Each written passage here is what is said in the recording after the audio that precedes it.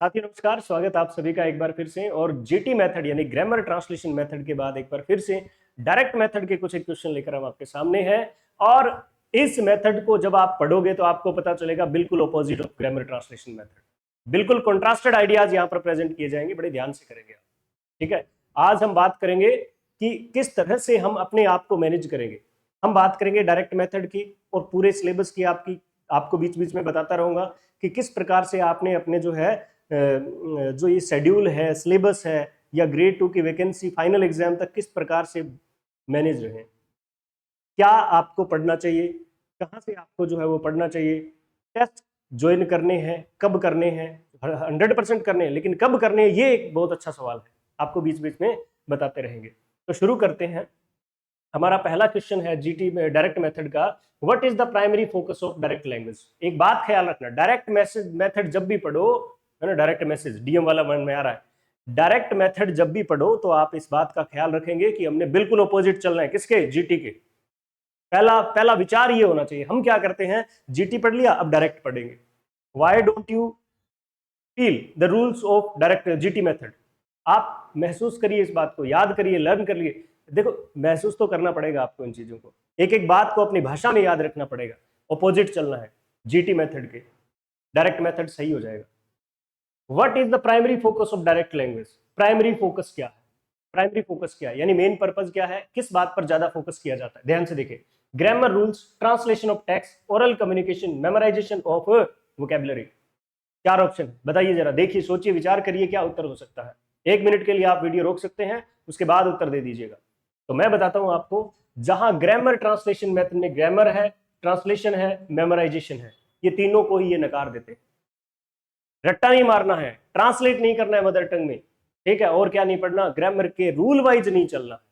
Grammar तो देखो, दो बातें हैं कि ग्रामर पढ़ाया ही नहीं जाएगा, ऐसा कैसे हो सकता है?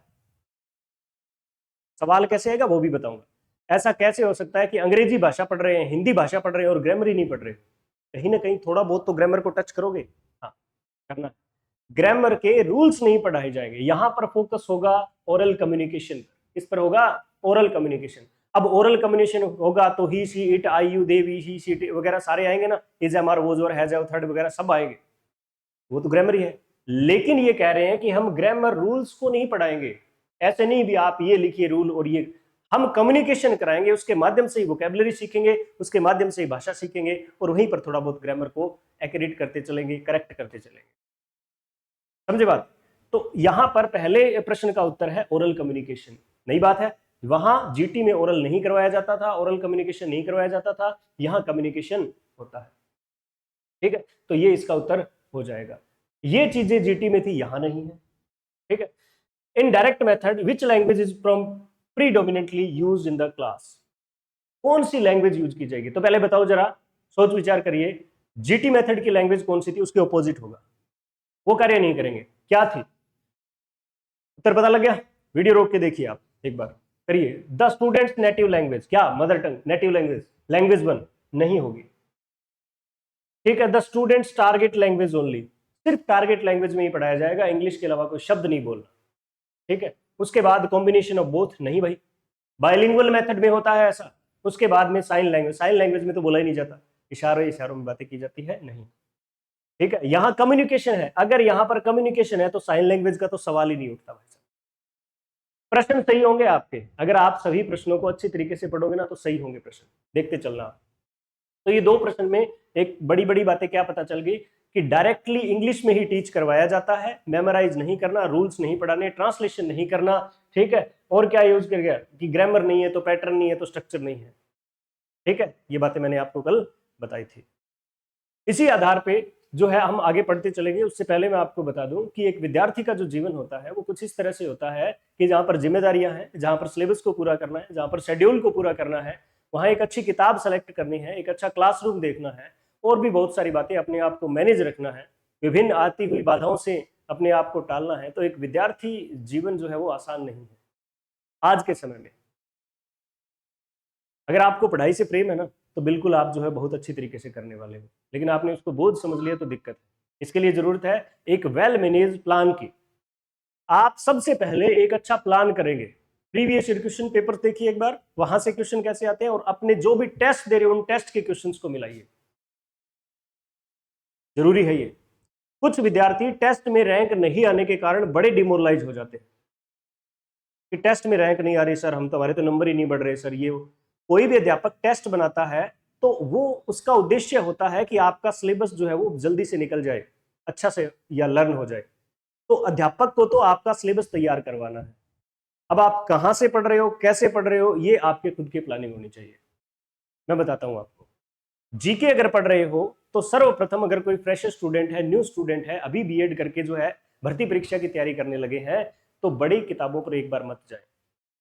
आप कोई नोट्स देख लीजिए जो अच्छे हो, ठीक है, बहुत ज्यादा 20-20, 30-30 पेज का कोई चैप्टर नहीं हो। आप एक चैप्टर को, चाहे कितना ही बड़ा क्यों ना हो, आप जो है 3 से 4 पेज में समेटने वाला ऐसा कुछ बुक्स देखिए। मैं बताता हूं, थोड़े समय पहले एक जो है किताब आती थी, ठीक है, दक्ष की किताब आती थी सार संग्रह के नाम से, है ना, हवेलियां सी बनी हुई थी ऊपर। मैं आपको दिखाऊंगा कभी वो उस किताब की फोटो। आजकल उसका पब्लिकेशन शायद संजीव का हो गया है।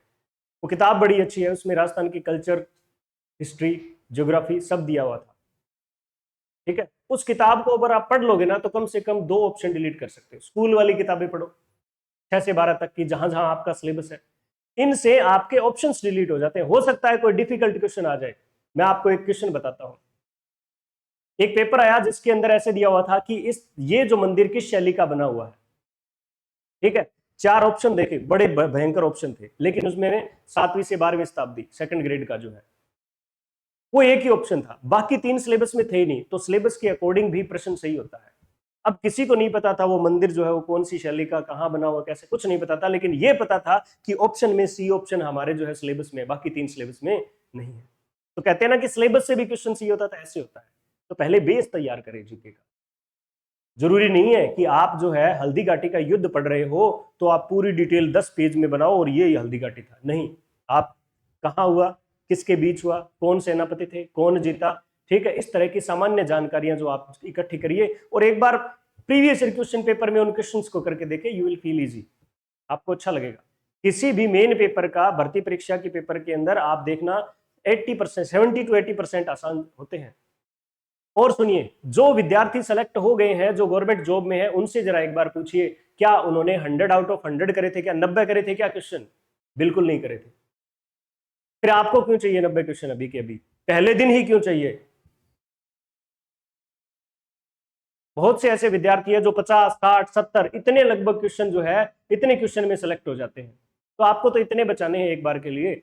आप, परमात्मा की कृपा रहे आप पर आशीर्वाद रहे भगवान का कि आप 100 आउट ऑफ 100 करो, लेकिन एक दिन में नहीं होगा, एक दिन में नहीं होगा, आपको समय लगेगा। जितना समय एक एग्जाम मांगता है उतना समय लगेगा। उस समय के दौरान आप तैयारी करिए, आप बहुत अच्छा करने वाले हो। बातें चलती रहेगी, आगे प्रश्न देखते हैं, ठीक है। Which of the following is not a characteristic of direct method? Direct method का कौन सा कैरेक्टरिस्टिक नहीं है? तो हमें डायरेक्ट मेथड के कैरेक्टरिस्टिक पढ़े होने चाहिए, ठीक है। देखते हैं, emphasise on speaking and listening. तो मैंने कहा आपको कि डायरेक्ट मेथड में LSRW चारों पर फोकस होता है। वो कहते हैं कि लिसनिंग और स्पीकिंग अगर किसी कार्य में हो गया है कम्युनिकेटिव एक्टिविटी के दौरान, तो R और W नीड बेस्ड है। अगर आपको जरूरत है तो आप रीडिंग एंड राइटिंग करिए, अदरवाइज इसको छोड़ सकते हैं। एक और वर्ड आता है प्रोनाउंसिएशन, प्रोनाउंसिएशन। ये 5 चीजें पहले दिन से ही शुरू की जा सकती है डायरेक्ट मेथड में, और इन 5 चीजों पर इक्वल फोकस होता है। मैं बता रहा हूं 4 स्किल है, प्रोनाउंसिएशन अलग है, स्पीकिंग में ही है प्रोनाउंसिएशन, ठीक है।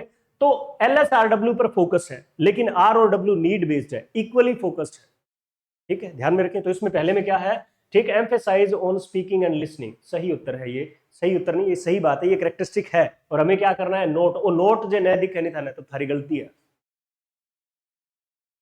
हर बार एक आसान पेपर जो है वो, एक आसान पेपर में बहुत से क्वेश्चन इसी प्रकार से ही हो जाते हैं कि गुरुजी मैंने नोट नहीं देखा था, मैंने है नहीं देखा था, गुरुजी मैंने ये नहीं देखा था, सर मेरी ये सिली मिस्टेक्स है। आंखें एडीडी करो, अब भी करो, करके देखो एक, वैसे पढ़ना। The use of native language for explanation, ध्यान से देखना, ना तो इसमें नेटिव लैंग्वेज होती है ना एक्सप्लेनेशन होता है। टीचर एक्सप्लेन नहीं करेगा, यहां तक कि एरर जो हो जाता है विद्यार्थी से, उसको भी करेक्ट एक्सप्लेन करके नहीं करते टीचर्स डायरेक्ट मेथड के अकॉर्डिंग, उसको भी डेमोन्स्ट्रेशन के माध्यम से। सेल्फ करेक्शन, दो बड़े सुंदर सुंदर वर्ड है, क्लास में अजीबोगरीब तरीके से बताते हैं इसको। दो बड़े जो है फीचर्स है, सेल्फ करेक्शन एंड डेमोन्स्ट्रेशन, उनके माध्यम से एक्सप्लेन नहीं करना है, मेमोराइज नहीं करना है, नेटिव लैंग्वेज यूज नहीं करनी, बार बार पढ़े इसको। इंडक्टिव टीचिंग ऑफ ग्रामर, बताइए डायरेक्ट जीटी मेथड में deductive method of teaching English था, यहां पर क्या है, इंडक्टिव है, यानी एग्जाम्पल्स पहले होंगे, ठीक है, एग्जाम्पल्स पहले होंगे। Use of real life situation for learning, जी हाँ, सिचुएशंस एंड टॉपिक्स दिए जाते हैं कम्युनिकेशन करने के लिए। सिचुएशन, जैसे आप बैंक में गए तो आप कर्मचारी से कैसे बात करेंगे,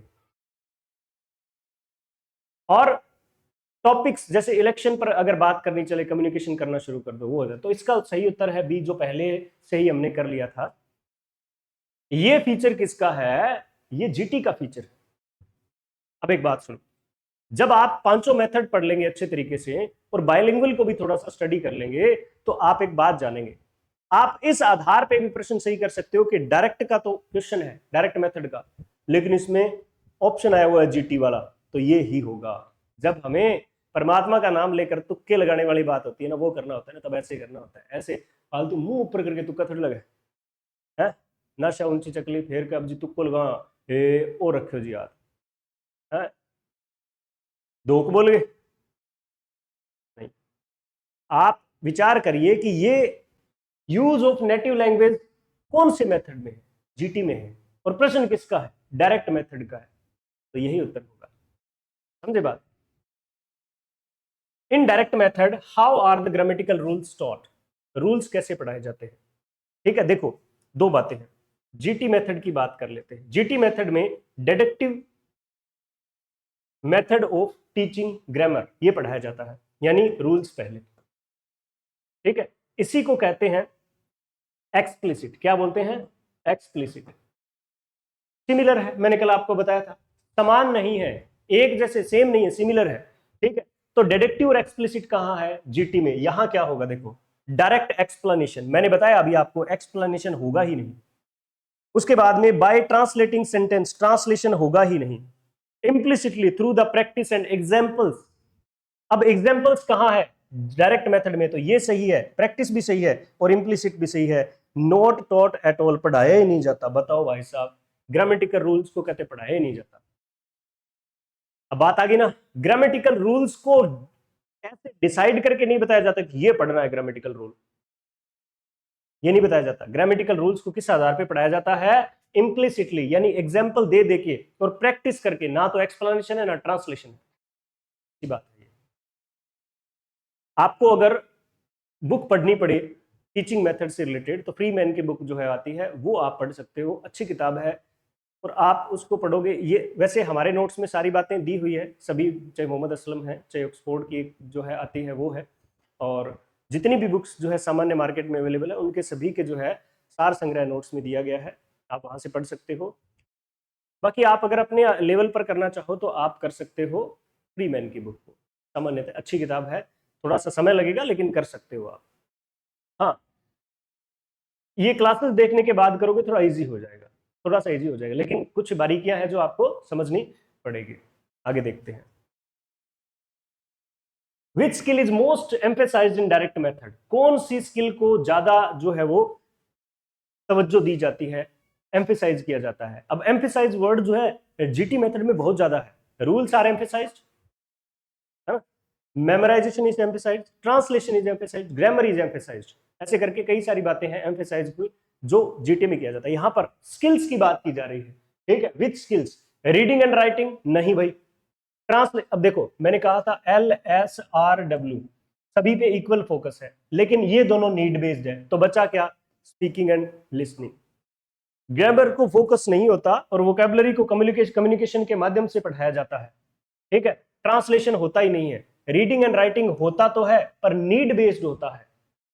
अगर ओरली प्रैक्टिस कर लिया है, ओरली जिस चीज को प्रैक्टिस कर लिया है वही रीडिंग एंड राइटिंग में यूज की जाएगी, अदरवाइज मत करो। चाहे which of the following is not a feature of direct method, देखो self correction, accuracy, demonstration, dictionary thumbing. अब इसको बोलते हैं क्रैमिंग, क्रैमिंग को बोलते हैं मेमोराइजेशन, तो ये है क्या, अब ये कैसे पता चला?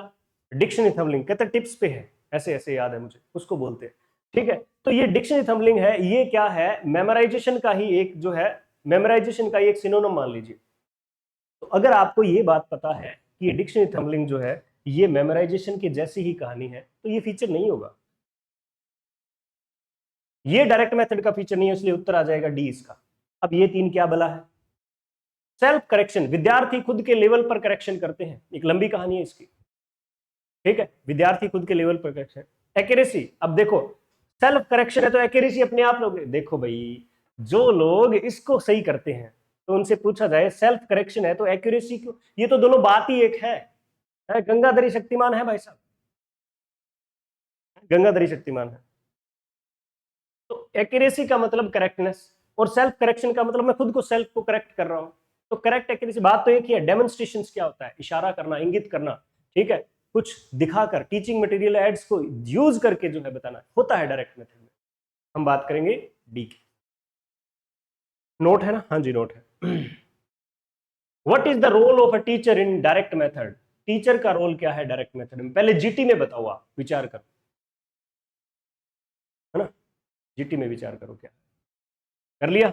आइए देखिए, ट्रांसलेटर, ट्रांसलेशन ही होता, नहीं तो ट्रांसलेटर कहां से आएगा बताओ? लेटर, facilitator of communication and guide, ठीक है। सोल अथॉरिटी, अथॉरिटी तो जीटी में है। ड्रिल इंस्ट्रक्टर, रट्टा तो मारना ही नहीं है। अब आपको पता है क्या? ये सुनने में जवाब दीजिएगा, ठीक है, क्या इस फैक्ट का पता है क्या कि ड्रिलिंग, ड्रिलिंग क्या होता है? बार बार रिपीट करना, और इसी को तो मेमोराइजेशन कहते हैं, क्रैमिंग कहते हैं, डिक्शनरी थेमिंग कहते हैं, और रट्टाफिकेशन कहते हैं अपने जो है कोड मिक्सिंग में।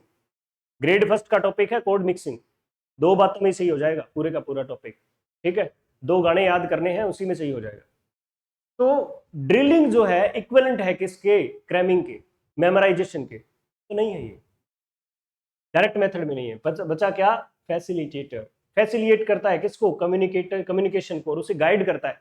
शुरू में टीचर स्टूडेंट इंटरेक्शन होता है डायरेक्ट मेथड में, यानी टीचर और स्टूडेंट इंटरेक्शन करते हैं, ठीक है, कम्युनिकेशन करते हैं।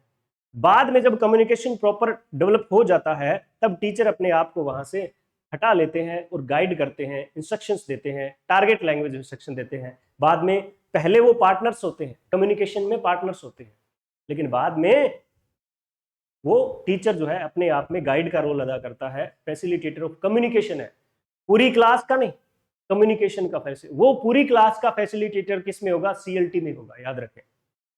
विच of the following techniques is commonly use in direct method? कौन सी टेक्निक्स होती है? ग्रामर ड्रिल्स, अभी मैंने बताया ड्रिलिंग नहीं है भाई, ट्रांसलेशन भी नहीं है, question and answer exchanges in the target language. देखो टारगेट लैंग्वेज में बोला जाता है क्या? भैया बात करा, क्वेश्चन एंड आंसर होते हैं क्या? तो यही तो होता है, ठीक है। उसके बाद में रीडिंग क्लासिकल टेक्स्ट, टेक्स्ट का मतलब टेक्स्ट बुक। जीटी मेथड में टेक्स्ट बुक जो है वो एक बड़ा रोल अदा करती है, यानी whatever is taught should be taught from a book, text book होगी। अब यहां टेक्स्ट बुक दे दी तो ये ऑपोजिट है, तो नहीं होगा, तो ये वर्ड तो ऐसे कट गया। ट्रांसलेशन शुरू से ही कटता रहा है, ड्रिलिंग अभी कटा था, बच गया ये वाला उत्तर। अपने आप को कुछ इस तरह से मैनेज करिए जरा, मैं बताता हूं आपको, जितना जरूरी सिलेबस को तैयार करना है, जितना जरूरी अच्छी किताबें पढ़ना है, जितना जरूरी एक अच्छी क्लास को ज्वाइन करना है, जितना जरूरी एक अच्छी टेस्ट सीरीज को ज्वाइन करना है, उससे ज्यादा जरूरत होता है अपने आप को कंट्रोल्ड, काम एंड कंपोज रखना, शांत रखना, है ना, धैर्यवान बनाए रखना। दोस्तों आप लोग एक अच्छी सफलता, यानी सफलता के उस लेवल तक तभी पहुंच सकते हो अगर आप में पेशेंस की क्वालिटी है। आप जल्दबाजी नहीं करें, नए विद्यार्थियों को कह रहा हूं, या फिर जो जूझ रहे हैं, ठीक है, जो जूझ रहे हैं किन बातों से, कि मेरे रैंक नहीं आ रही, सिलेबस पूरा नहीं हो रहा, मैं क्या करूं, हा हा ही हुई, मतलब दिमाग खराब हुआ पड़ा है। आपका सबसे बड़ा साथी है आपका पेशेंस, धैर्य। आपका पेशेंस अगर आप में है तो आप ये समझेंगे कि वो फलाना विद्यार्थी मेरे से अलग है, मेरे जो है माइंड की कैपेबिलिटी अलग है, उसके माइंड की कैपेबिलिटी अलग है, then why should I compare myself with the particular person? मैं क्यों करूं उसको, उसके साथ कंपेरिजन उसका? अगर आप टेस्ट देने गए और किसी व्यक्ति विशेष की आपने जो है वो रैंक देखी और उसके प्रश्न देखे, और आप जो है वो चल पड़े, है ना, ध्वज लेके, चलो भाई साहब उसके जैसा बनते। क्यों बनो उसके जैसा? हमने अपने टीचिंग करियर में ऐसे बहुत से लोगों को देखा है जो मोस्ट इंटेलिजेंट, बहुत ज्यादा इंटेलिजेंट होते थे और वो किसी जो है वो एक नौकरी को नहीं पा सके। और ऐसे भी देखे हैं जो सामान्य विद्यार्थी थे, सामान्य से भी थोड़ा कम पता था, लेकिन आज ग्रेड 2, ग्रेड 1, ग्रेड 3 सभी जो है इन जो नौकरियों में कार्य कर रहे हैं, स्कूल में अपनी सेवाएं दे रहे हैं। कैसे हुआ ये? धैर्य से हुआ। आप अपने आप को कम मत आंकिए। पहली बात, अपने आप को कभी कम मत सोचिए। आप बहुत कुछ हैं, आप अपने जीवन के कर्ता धर्ता हैं, आप अपने फैमिली की हैप्पीनेस का रीजन है, आप अपने परिवार को आगे बढ़ाने का कारण है, आप पर जिम्मेदारियां। दूसरी बात, जो फर्स्ट रैंक लेके आ रहा है या जो लास्ट रैंक लेके आ रहा है, लास्ट वाले रैंक से ऊपर आना आपकी खुशी नहीं है, और फर्स्ट रैंक से नीचे आना आपका दुख नहीं है दोस्तों। आपका दुख इस बात का है कि आप अपने आप में व्यवस्थित है या नहीं, आप अपना कर्म धर्म यानी पढ़ाई का कार्य जो कर रहे हैं या नहीं, बस ये आपका धर्म है। अगर ईमानदारी से, मैं दावे के साथ कह सकता हूं, यहां पर खड़े होके मैं ये बात बोल रहा हूं और मुझे बड़ा अच्छा महसूस हो रहा है, अगर ईमानदारी से अगर आप काम करते चले ना, अपना कर्तव्य निभाते चले, syllabus complete, schedule complete, test को ईमानदारी से, मैंने जी इस शेड्यूल के 20 टॉपिक में से 5 पढ़े हैं, अब 5 में से थोड़ी दिक्कतें नहीं आए मेरे को, है ना। तरीका क्या है? अंग्रेजी भाषा जो आप पढ़ रहे हो उसको पढ़ने के लिए आप एक काम करें, आपने जो भी टॉपिक अपने गुरुजन से पढ़ा है उस टॉपिक से रट्टा मार लीजिए, उस रजिस्टर का मार लिया रट्टा। अब कुछ विद्यार्थी क्या करते हैं, जब टेस्ट देने जाते हैं ना, तो रजिस्टर पढ़ा, बुक से पढ़ा, चल पड़े टेस्ट देने, दूसरे फिर प्रश्न गलत हो गए, फिर बुक से पढ़ा, टेक्स्ट पढ़ा, नोट्स पढ़े, फिर चल पड़े। मतलब ये 10 बार ऐसा हो जाता है कि कोई विद्यार्थी सिर्फ टेक्स्ट कर रहा था या फिर रजिस्टर पढ़ रहा था, रजिस्टर पढ़ नहीं। एक बार बैठ जाइए किसी टेंस के टॉपिक को लेकर, डिटरमिनर्स के टॉपिक को लेकर, पार्ट्स ऑफ स्पीच के टॉपिक को लेकर, एक बार बैठ जाइए, उसको रट दीजिए, आप उसके सारे रूल्स याद कर लीजिए एक बार, उसके बाद में प्रैक्टिस करिए, थोड़ी सी एमसीक्यूज करिए। टेलीग्राम पे हम अवेलेबल करवाते हैं आपको क्वेश्चंस डिफरेंट, ठीक है, और विभिन्न टेलीग्राम चैनल्स में भी आपको मिलते हैं, और टेस्ट सीरीज भी है, हमारे पास भी टेस्ट सीरीज है, आप एक बार हिस्सा बनिए जरूर उसका। तो इन सभी बातों को एक बार प्रश्न करें। अब अगली बार क्या करना है, 5 मिनट में वो रजिस्टर रिवाइज करना, लेकिन जरूरी काम क्या है, प्रश्न करने जरूरी है। अच्छा गुरुजी कितने करें प्रश्न? आप 20 प्रश्न कर लीजिए, 30 कर लीजिए, आपकी श्रद्धा अनुसार, श्रद्धा कपूर नहीं, श्रद्धा अनुसार जो है आप अपने जो है क्वेश्चन कर लीजिए। आप इतना अच्छा महसूस करने वाले हैं, बहुत कम समय में आपको जो है ये तैयारी हो जाएगी। वेल मैनेज चलिए। अंग्रेजी भाषा का अगर बार बार रिवीजन हो रहा है, कुछ चीजें रोजाना पढ़ने वाली है, prepositions, phrasal verb, idioms, antonym synonym, आपकी इच्छा तो पढ़े, ठीक है। और क्या रह जाएगा, इंडियन ऑथर्स थोड़े समय तक, या फिर कुछ एक फीचर्स ऑफ, यानी features of English history and movements, उनको ज्यादा बड़ा एक बार से नहीं, शुरुआत में जो है आप उनको अच्छी तरीके से अपने जो है उनकी शैली है या फिर जो फीचर है, मेन फीचर्स है उस एज के, उस मूवमेंट के, वो याद करें, उनको अपने जुबान में बोलना सीखिए, अपनी भाषा में बोलना सीखिए, ऑप्शन कट जाएंगे। तो एक तो रोजाना पढ़ने वाली चीज को रोजाना समय दे, 1 घंटे 2 घंटे, और ग्रामर की जो बातें हैं वो रजिस्टर याद करके एक्सरसाइज करिए, आपको बड़ा अच्छा लगने वाला है, ठीक है। आगे चलते हैं। The direct method is particularly effective for, किसके लिए इफेक्टिव है, अब ध्यान से सुनो। डायरेक्ट मेथड करवाता है, इंग्लिश पढ़ाता है और इंग्लिश के माध्यम से ही पढ़ाता है, मदर टंग का यूज नहीं करता। अब आप सोच लो ये किसके लिए है, ठीक है। रट्टा मारने नहीं देते, कम्युनिकेशन करवाते हैं, ठीक है, स्पीकिंग, लिसनिंग, एवरीथिंग, है ना, LSRWP, 500 चीजें पहले दिन से शुरू हो जाती है। Beginners who need to learn basic grammar, ये ग्रामर के रूल्स तो पढ़ाता ही नहीं है, ग्रामर के रूल्स को एक्सप्लेन नहीं करेंगे, पढ़ाएंगे नहीं, ऐसा तो है नहीं मैं आपको बता दूं किसके साथ वर्ब की फर्स्ट फॉर्म आएगी, रूल बता दिया, चलो भाई, एक्सप्लेन ही नहीं करते। Intermediate student who need to practise speaking, ये हो सकता है, ठीक है, अभी के लिए, यानी वो विद्यार्थी जो स्पीकिंग की प्रैक्टिस के लिए जो है वो लैंग्वेज डेवलप करना चाहते हैं, कम्युनिकेशन के लिए। Advance student focusing on translation भी बहुत ही आप एक बात क्यों नहीं सोच रहे, ये बार बार 4 ऑप्शंस में ये बार बार ट्रांसलेशन वर्ड क्यों, आप कहोगे गुरुजी ये तो ऐसे, आप प्रश्न देखिए, पुराने प्रीवियस ईयर के क्वेश्चन देखिए, डायरेक्ट मेथड के, आपको इसी तरह के वर्ड मिलते चलेंगे। जब आप कंप्लीट पढ़ लोगे ना डायरेक्ट मेथड को, तो जीटी और डायरेक्ट, जीटी वाले इसमें घुसेंगे, वो नहीं लिखने आपने, उसको आपने हाथ ही नहीं लगाना। Student preparing for writing exam, writing exam, exam नहीं भाई, राइटिंग तो करो या ना करो, बात एक ही है। अगर ओरली हमने प्रैक्टिस कर ली है, कम्युनिकेशन कर लिया है, तो राइटिंग की जरूरत ही नहीं है। तो ये तीनों गलत है, ये सही इसका उत्तर है। ठीक है, कल से आप एक बात महसूस कर रहे होगे कि हमने क्या करना है, हमने शब्दों को डिलीट करना है। ऑप्शन डिलीट बाद की कहानी है, हिंदी बनेगी ये वो, शब्दों को डिलीट करना है। Which of the following is true about direct method? क्या it focuses on fluency and role play. ठीक है, डायरेक्ट मेथड में एक लाइन है कि वहां पर फ्लुएंसी पॉसिबल की जा सकती है, तो यहां तक तो सही लग रहा है। दूसरा देखिए, it relies heavily on the use of students native language. It encourages language learning by in context, हो सकता है। इट यूजेस मेमोराइजेशन, ये नहीं होगा। तो दो बच गए, एक तो it focus on fluency and role playing जो है वो सीएलटी में आता है। इसमें आता है सीएलटी में। अच्छा, यहां रोल प्लेइंग होती है क्या? रोल प्लेइंग का मतलब है आपको रोल दिया जाता है, उसके अकॉर्डिंग आपने क्या करना होता है, कम्युनिकेशन करना होता है। यहां क्या होता है, सिचुएशंस दी जाती है, टॉपिक्स दिए जाते हैं कि आपको एजुकेशन सिस्टम ऑफ इंडिया के बारे में बातें करनी है, करिए सवाल जवाब। तो ये रोल प्ले तो नहीं। तो एक तो कट गया रोल प्ले, एक कट गया नेटिव लैंग्वेज, एक कट गया मेमोराइजेशन। तो बचा क्या? It encourages language learning in A context, social context, सामाजिक परिस्थितियों में बातचीत करने के लिए जो है ये एनकरेज करता है। बिल्कुल सही बात है। हाँ जी।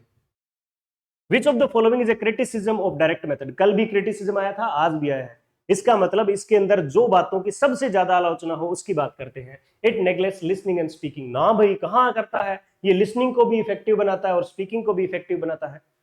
ठीक है, it over emphasise grammar and translation, है ना, ये तो होते ही नहीं है। उसके बाद में it requires highly skilled teacher. है, बढ़िया ना, स्किल्ड टीचर चाहिए इसके लिए। It is too much native language, native language फिर से गलत है। अब देखो ये लाइन आई है, लिसनिंग और स्पीकिंग तो है, तो आलोचना तो होगी नहीं, सही है, तो ये गलत उत्तर है। ठीक है, ये होता ही नहीं, दोनों चीजें बचा ये। तो डायरेक्ट मेथड के लिए आपको लैंग्वेज, जो लैंग्वेज आप तैयार कर रहे हो, आपने कम्युनिकेशन करना है, उसके हाईली स्किल्ड टीचर की आवश्यकता होती है। ठीक है, जो कि भारतीय शिक्षा के अकॉर्डिंग जो है अवेलेबल नहीं है। अपने तो पढ़ाते हैं ट्रांसलेशन से, पहले आपका तो अगर बागड़ी बच्चों को पढ़ा रहे हैं तो बागड़ी में बता दें, ठीक है, कि what's your problem, what's your problem, इसका ट्रांसलेशन बताओ सर। तो ऐसे नहीं बताएंगे तुम्हारी समस्या क्या है, बोले तेरा व्याधि क्या है, आप बता दो, ये इसका ट्रांसलेशन हो गया। ठीक है, तो ये हाईली स्किल्ड टीचर की नीड होती है जो कि अवेलेबल नहीं, इसलिए थोड़ा सा असफल हो जाता है। थोड़ा सा तो क्या है, आगे डेवलप ही हुए हैं ऑडियो लिंगुअल एसओएस सीएलटी, तो इसी कारण से हुए हैं।